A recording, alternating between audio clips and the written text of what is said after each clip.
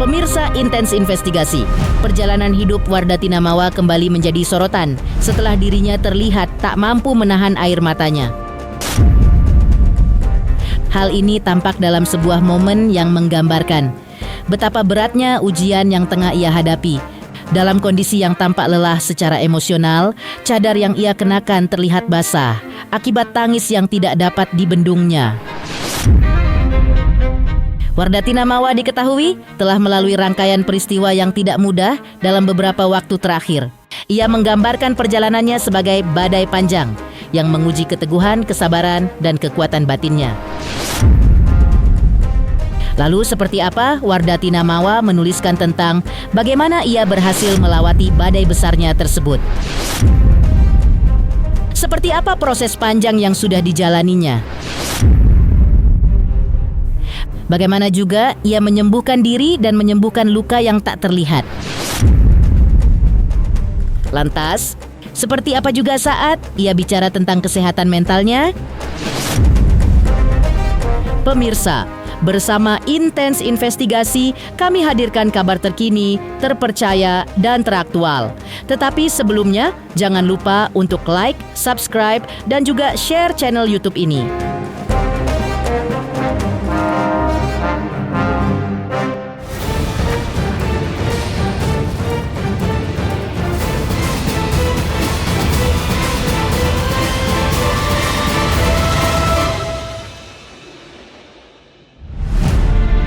Sebuah perjalanan hidup yang panjang dan penuh liku masih terus dijalani oleh Wardatina Mawa hingga saat ini.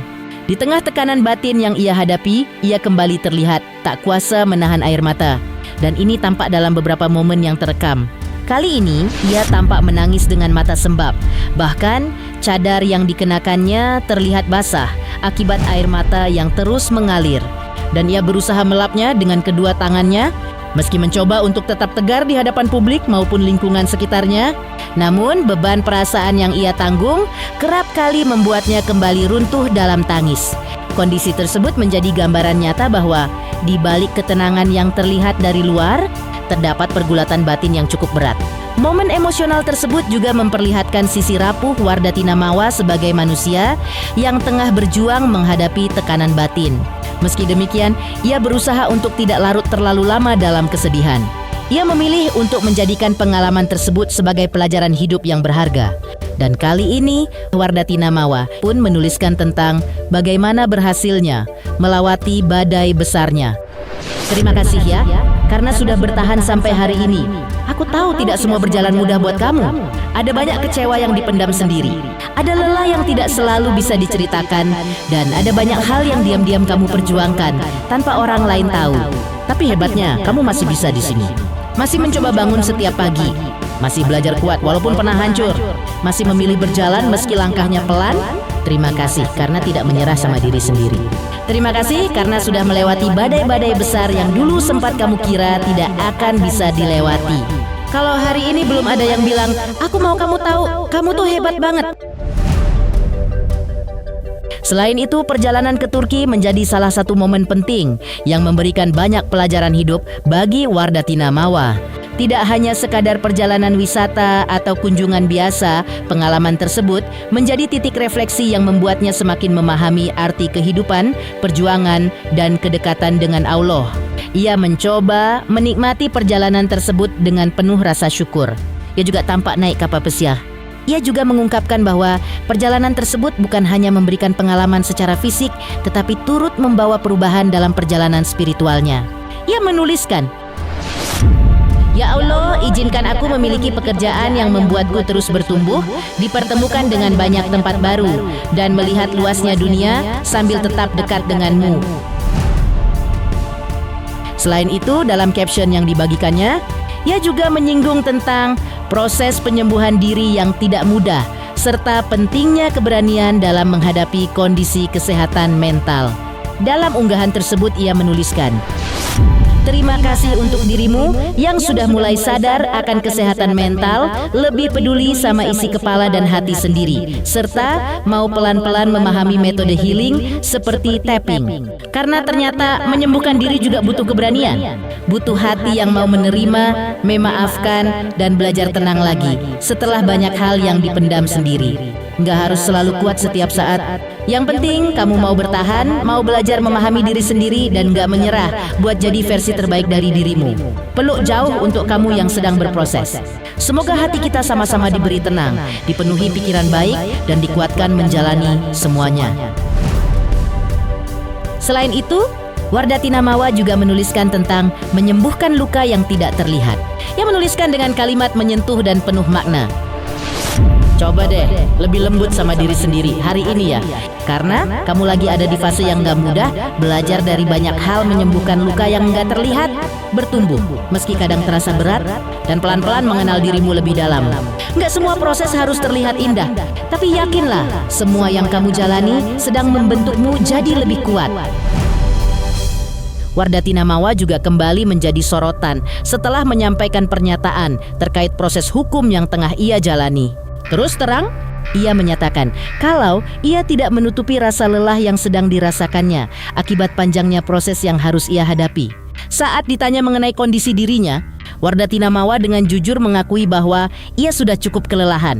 Dengan menarik napas panjang, ia menyebut bahwa dirinya memang merasa capek dan berharap agar seluruh rangkaian proses hukum yang sedang berjalan dapat segera menemukan titik akhir. Selain itu, Wardatina Mawa juga memberikan tanggapan terkait pernyataan dari Inara Rusli yang sebelumnya menyebut bahwa tidak terdapat bukti terkait dugaan nikah siri. Menanggapi hal tersebut, Wardatina Mawa menyampaikan pandangannya bahwa jika memang tidak ada unsur perbuatan yang dilaporkan dalam hal ini yang ia sebut sebagai perzinahan, maka menurutnya laporan tersebut tidak akan bisa berlanjut hingga naik sidik. Ia menilai bahwa proses hukum tentu memiliki dasar dan mekanisme tersendiri sebelum suatu perkara dapat naik ke tahap lebih lanjut. Pernyataan tersebut mencerminkan keyakinan pribadi Wardatina Mawa terhadap perkembangan kasus yang sedang berjalan. Meskipun hingga kini pihak berwenang tetap akan mengacu pada hasil penyelidikan, bukti serta prosedur hukum yang berlaku untuk menentukan kelanjutan perkaranya. Oke banget, makanya kan aku selalu pengen selesai nih, pengen secepat itu juga. Tapi ya gimana, namanya proses hukum kan wajib berjalan ya. Jadi ya udah kita ikutin alur aja, insya Allah yang terbaik keputusannya. Mohon doanya juga ya semuanya. Tapi secara logika aja ya, kalau emang tidak ada perzinahan, gak mungkin kasus aku udah naik sidik ya. Udah itu inti aja, kita aja.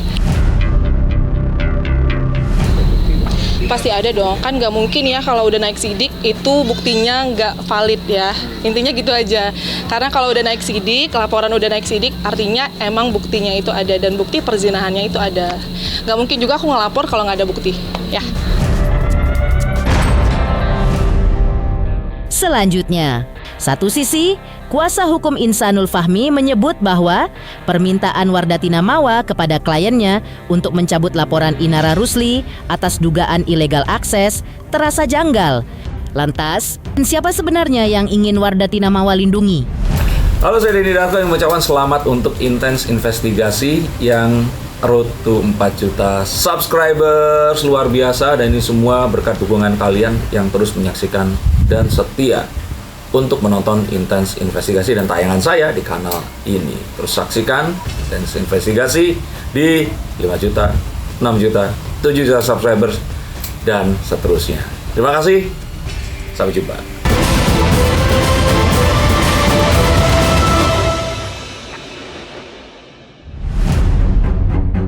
Sebelumnya, kuasa hukum Insanul Fahmi, Tommy Triyunanto, menyoroti permintaan yang diajukan Wardatina Mawa kepada kliennya untuk mencabut laporan terkait dugaan illegal access yang sebelumnya dilayangkan terhadap Inara Rusli di Bareskrim Polri. Menurutnya, permintaan tersebut terasa janggal jika dilihat dari posisi hukum para pihak yang terlibat. Ia menegaskan bahwa laporan yang tengah berjalan di Bareskrim tersebut tidak secara langsung menyebut maupun menempatkan Wardatina Mawa sebagai calon tersangka. Jadi menjadi pertanyaannya, apa kepentingan yang mendorong adanya permintaan pencabutan laporan tersebut? Dan siapa sebenarnya yang ingin Wardatina Mawa lindungi? Yang namanya proses illegal akses ini kan kita merajuk kepada laporan Inara yang sekarang ini memang ada hubungannya toh, karena di situ ada Insanul Fahmi menjadi saksi pelapor juga, dan juga kita menanyakan beberapa hal terkait perkembangan kan.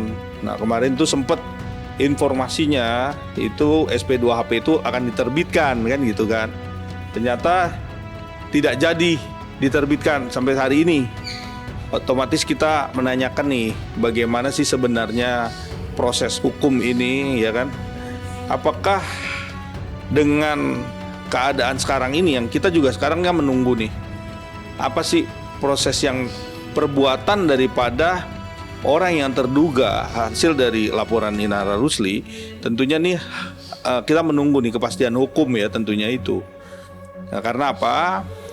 Karena setelah kita telusurin kemarin hasil daripada mediasi kemarin Insanul dengan Mawa, itu ada hal janggal yang kita lihat. Hal janggal ini yang kita sampaikan bahwa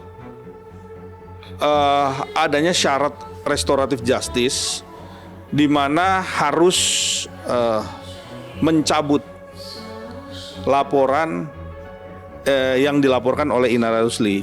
Sedangkan yang berdamai dengan Insanul dengan Mawa, walaupun juga dengan Inara, tetapi di situ tidak ada menyatakan bahwa pihak Mawa ini menjadi tersangka. Kan tidak ada yang seperti itu bicaranya. Dan juga belum ada penetapan tersangka. Dan meminta syarat RJ itu untuk dicabut laporan itu. Pertanyaannya, mau melindungi siapa? Siapa yang dilindungi dalam proses laporan illegal access?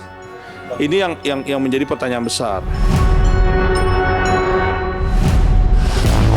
Kemudian, Tommy Triyunanto mengungkapkan bahwa pihaknya membuka peluang untuk menjalin kerjasama dengan tim kuasa hukum Inara Rusli terkait penanganan perkara yang tengah menjadi perhatian publik. Menurutnya, permintaan dari Wardatina Mawa untuk menyatukan langkah dalam satu tim hukum akan terlebih dahulu dibicarakan secara internal bersama seluruh pihak terkait. Di sisi lain, kuasa hukum Insanul Fahmi turut menyoroti keberadaan rekaman CCTV yang disebut telah disimpan oleh pihak Wardatina Mawa selama kurang lebih 2 bulan. Karena pasti ada petunjuk di sana dan tidak sulit untuk membongkar faktanya. Menurutnya, rekaman tersebut juga dapat menjadi salah satu petunjuk penting untuk mengungkap fakta sebenarnya dalam kasus yang sedang bergulir. Pihak kuasa hukum juga berharap seluruh pihak dapat bersikap kooperatif dan tidak menutupi informasi yang berkaitan dengan perkara tersebut. Dengan begitu, proses hukum dapat berjalan secara adil, terbuka, dan menghasilkan kejelasan bagi semua pihak yang terlibat. Yang kedua, kita melihat nih proses hukum di cyber ini tentunya menjadi satu pertanyaan besar yang harus dikembangkan, yang harus digali dari hasil proses pengambilan itu. Nah, sampai detik ini kita juga nggak pernah menanyakan untuk proses pengembangan itu dijawab oleh penyidik. Tetapi dalam hal ini kita perlu disclaimer lagi bahwa pengambilan yang selama 2 bulan tadi disimpan, terus akhirnya kita duga ada transaksional, itu yang belum dibuka. Makanya kita koordinasi juga dengan lawyernya Inara, karena ini berkaitan gitu. Dan ini juga satu proses di mana proses menentukan satu tindak pidana ini menjadi satu kepastian. Tentunya ini menjadi pokok penting. Kenapa? Karena yang namanya pengambilan terus disimpan 2 bulan itu satu actus reus yang perlu dikembangkan dan harus dibuka. Ada apa itu sebenarnya kan gitu. Ya sampai detik ini, sampai hari ini kita belum melihat nih apa sih perkembangannya gitu kan. Tapi proses hukum kan nggak bisa dipilih-pilih. Kita bermohon nih kepada penyidik, semoga penyidik ini benar-benar equal, benar-benar buka semua. Kalau ada hal-hal yang membuat peristiwa ini menjadi terang, lakukan. Jangan setengah-setengah. Buka aja handphonenya. Yuni sebagai saksi udah dibuka handphonenya. Viola sebagai saksi kunci sudah dibuka juga handphonenya.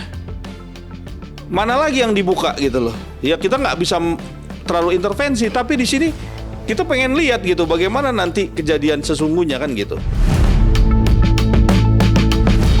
Insanul Fahmi kemudian juga menyebutkan mengungkapkan pengalaman yang menurutnya tidak menyenangkan saat menjalani proses mediasi.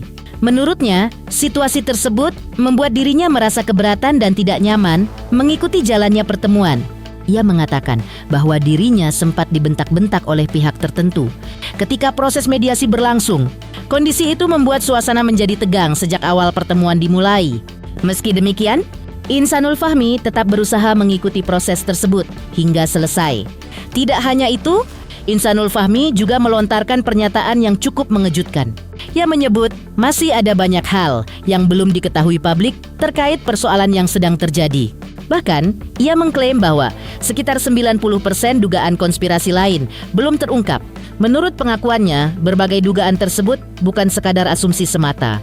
Ia menegaskan memiliki bukti serta saksi yang disebut dapat memperkuat pernyataannya. Namun hingga kini, Insanul Fahmi belum membeberkan secara rinci bukti maupun identitas saksi yang dimaksud. Ya sebenarnya ini kepastian hukum yang lagi kita tunggu kan. Karena selama ini kalau kita yang ngomong kita takut salah ntar. Ya kan kita bilang ada 90% lagi cerita yang publik nggak tahu. Ada konspirasi di sini. Ya kan, dan itu memang berdasarkan kita ngomong nggak salah-salah kan, ada bukti-bukti petunjuk, ada saksi, ya kan. Bahkan kalau mau bilang buktinya lebih dari 10 itu kita pegang kan. Makanya kenapa di sini sebenarnya kita ya berharap dari pihak kepolisian bisa ngebuka fakta ini yang sebenar-benarnya gitu kan. Bukan untuk menjatuhkan siapapun, tapi biar tahu sebenarnya ini seperti apa. Ya kan, ini yang dari dulu. Kalau dulu kan kita ngomong selalu langsung dipatahin, ya kan? Langsung diserang buzzer, ya kan, langsung pokoknya nggak dikasih kesempatan untuk mengungkap gitu kan yang sebenarnya seperti apa. Makanya sebenarnya ya kita berharap ya satu sisi memang saya juga punya kesalahan, saya juga harus evaluasi diri, saya juga harus banyak melihat bagaimana cara saya bisa memperbaiki diri saya ke depan. Tapi memang ada fakta-fakta lain yang nggak orang tahu gitu. Ada 90% lagi yang nggak orang tahu. Jadi sebenarnya itu yang kita harapin. Ya, dengan sangat memohon, makanya ya dari pihak kepolisian saya harap bisa segera mengungkap.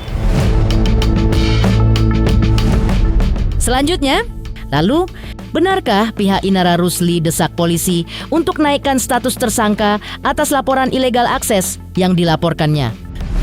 Halo, saya Denny Darto yang mengucapkan selamat untuk Intens Investigasi yang road to 4 juta subscribers, luar biasa. Dan ini semua berkat dukungan kalian yang terus menyaksikan dan setia untuk menonton Intens Investigasi dan tayangan saya di kanal ini. Terus saksikan Intens Investigasi di 5 juta, 6 juta, 7 juta subscribers, dan seterusnya.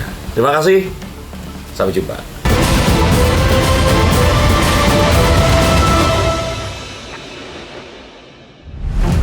Pemirsa Intens Investigasi. Sementara itu, kasus dugaan illegal akses yang melibatkan Inara Rusli kembali menjadi sorotan publik. Melalui kuasa hukumnya, Lehumanan, pihak Inara Rusli mempertanyakan perkembangan penanganan perkara yang saat ini diketahui telah naik sidik. Lehumanan menilai, hingga kini belum ada kejelasan dari pihak kepolisian terkait penetapan tersangka dalam kasus tersebut, di mana seharusnya sudah ada kejelasan mengenai siapa yang bertanggung jawab dalam perkara ini. Ia menegaskan, pihaknya menghormati proses hukum yang berjalan. Namun demikian, kepastian hukum dinilai penting agar perkara tersebut tidak menimbulkan spekulasi di tengah masyarakat maupun menjadi bias dalam penanganannya. Menurut Lehumanan, kliennya juga berharap proses hukum dilakukan secara profesional, transparan, dan berdasarkan alat bukti yang ada. Ia meminta aparat kepolisian segera mengambil langkah tegas apabila memang unsur pidana dalam kasus tersebut telah terpenuhi. Perkara ini jangan sampai berlarut-larut tanpa kepastian. Pihak Inara Rusli meminta penyidik segera menetapkan tersangka jika memang alat bukti sudah cukup supaya penanganannya menjadi jelas. Saya kuasa daripada Inara Rusli, ya. yang saat ini sebenarnya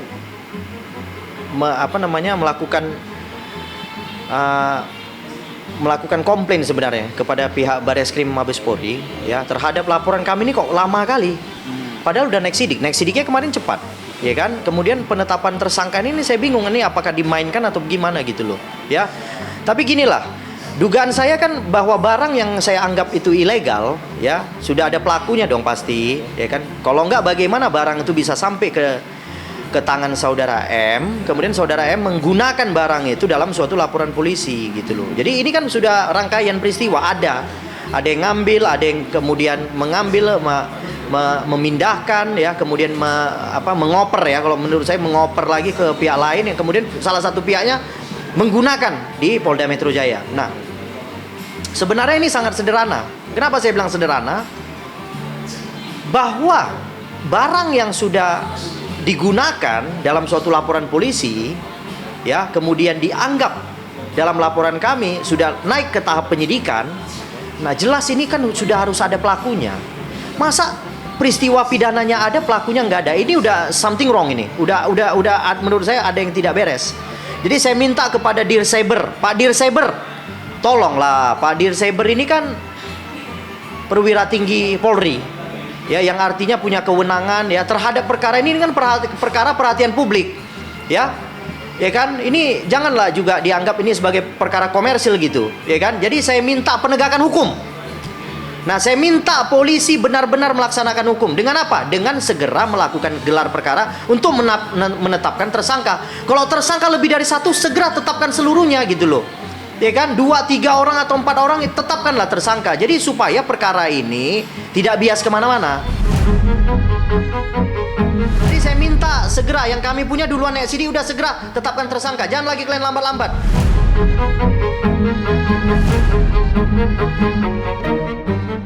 Demikian pemirsa, kabar terkini, terpercaya, dan teraktual yang kami hadirkan hari ini. Pemirsa Intens Investigasi, jangan lupa saksikan terus Intens Investigasi. Dan pastikan jangan lupa untuk like, subscribe, share, dan juga komen.